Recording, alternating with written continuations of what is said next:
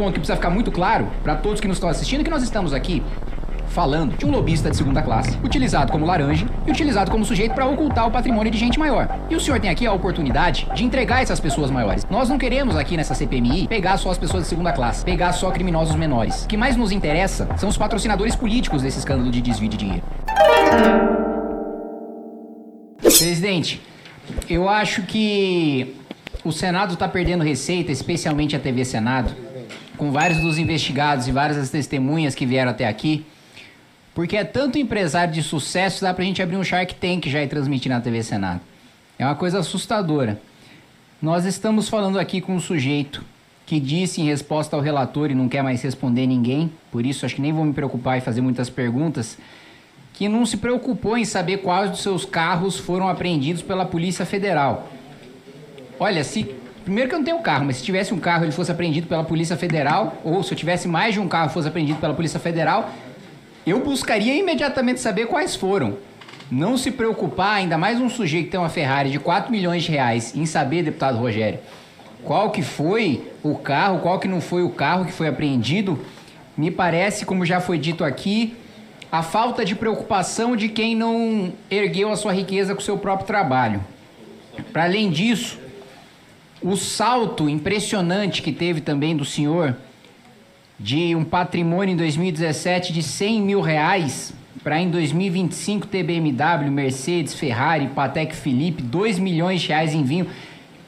Eu nem saberia gastar 2 milhões de reais em vinho, eu nem saberia que vinho comprar. Falar, olha, aqui você tem 2 milhões de reais pra você fazer uma adega. Eu falei, não sei o que eu vou fazer.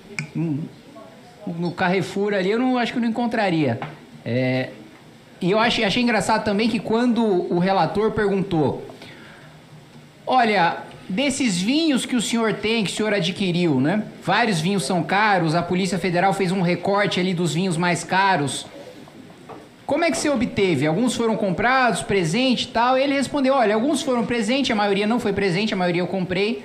Falou, aí você comprou aqui e tal, você comprou fora. Aí o relator perguntou, aí você declarou esses que você comprou fora, que foram mais caros? E aí ele percebeu que comprou e não declarou e respondeu, não, os mais caros eu comprei tudo aqui no Brasil. Mas eu duvido muitíssimo que tenha comprado todos os vinhos mais caros aqui no Brasil.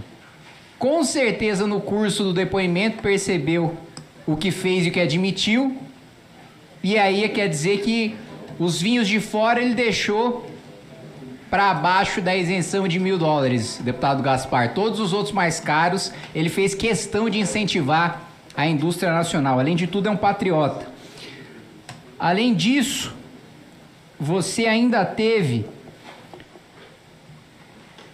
o apelido que o senhor deu, que eu gostei, para o Nelson Williams, chamando de papi. De fato, ele deve ter sido um pai para você, para tirar de um salário de 5 mil reais para em pouco tempo, num período, inclusive boa parte desse tempo, período de pandemia, receber milhões de reais.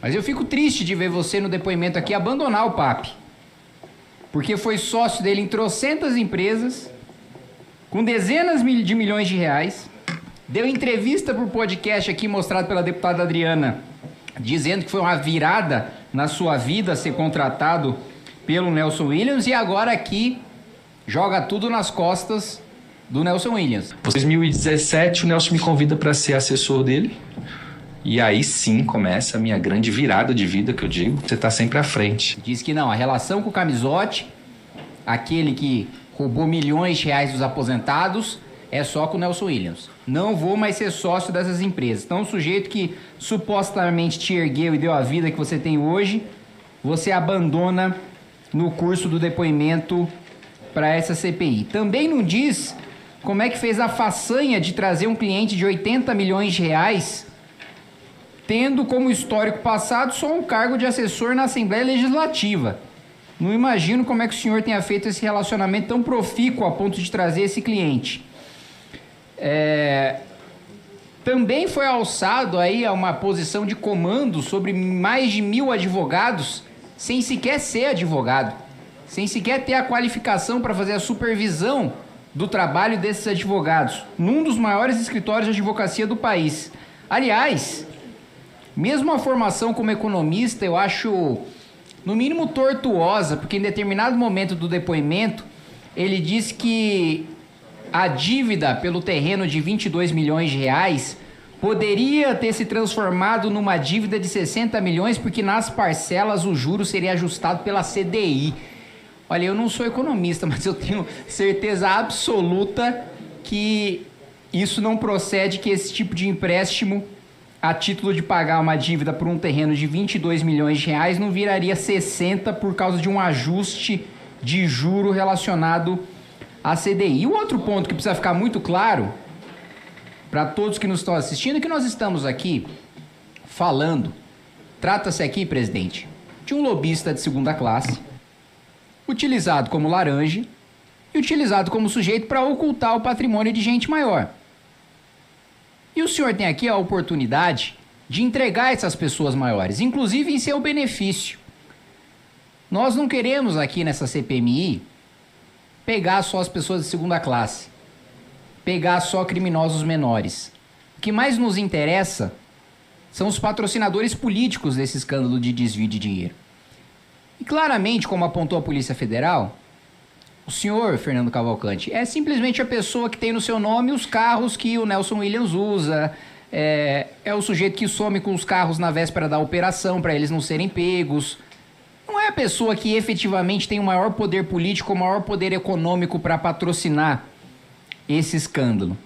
E você ainda quer nos fazer acreditar que o filho do careca do INSS, às vésperas da operação, que apreendeu seus carros, ou os carros que estão em seu nome, mas são do Nelson Williams, teria tirado a foto do seu carro por acaso. Pô, por acaso o careca do INSS achou um carro bonito e nas vésperas da operação dele ser apreendido, sem você conhecer ele tirou uma foto desse carro. Também por acaso, um dos principais operadores do esquema, o Camisotti, também teria transações com empresas dos quais você é sócio.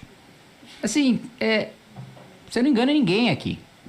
Claramente você é um peixe pequeno nessa história, mas que tem a possibilidade de entregar gente maior. E eu disse que faria poucas perguntas, até porque o senhor já afirmou que não vai responder nenhuma delas. Mas eu queria perguntar ainda para o senhor. O senhor teve um encontro, e você é muito bem relacionado por meio do LIDE, por meio da sua curta trajetória na Assembleia Legislativa e na Prefeitura de São Paulo. O senhor teve contato com o ministro Lupe? Não vai responder, né? O senhor teve contato com o senador Everton Rocha? Não vai responder. Ou com alguém indicado ao INSS pelo senador, como é o caso do seu ex-chefe de gabinete? Ou André Fidelis?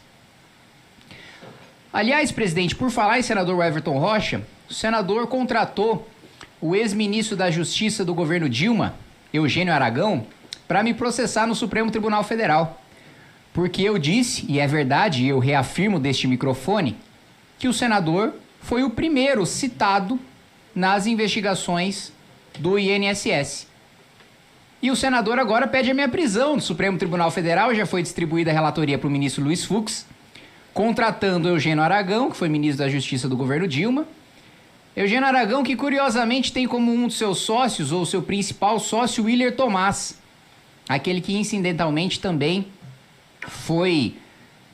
houve um relatório do COAF apontando uma movimentação financeira atípica de mais de 40 milhões de reais. Coincidências curiosas que nós estamos tendo aqui nessa casa. Aliás, desde que eu ingressei nessa CPMI, eu nunca escutei tantas preocupações de políticos envolvidos diretamente na política maranhense, especialmente aqueles que orbitam o senador Everton Rocha, que agora pede a minha prisão no Supremo Tribunal Federal. Se amanhã eu tiver, como teve o senhor Fernando Cavalcante, a pouco prazerosa experiência de ter a Polícia Federal batendo na porta da minha casa, deputado Marcel, não será por envolvimento em esquema de roubo de aposentado, não será por esquema de corrupção, mas será porque um senador da República achou por bem pedir a minha prisão no Supremo,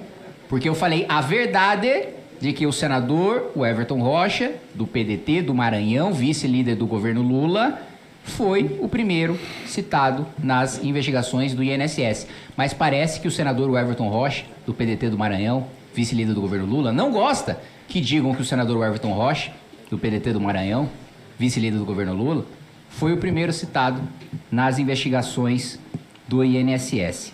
Para fechar, senhor Fernando Cavalcante, realmente assim, achar que querer justificar, depois do acesso que nós tivemos ao sigilo do Nelson Williams, que a origem de todos os recursos é lícita, e citar como um dos elementos de defesa, de que, olha, gente, calma, eu tenho uma Ferrari, mas minha Ferrari está financiada. Pô, agora sim.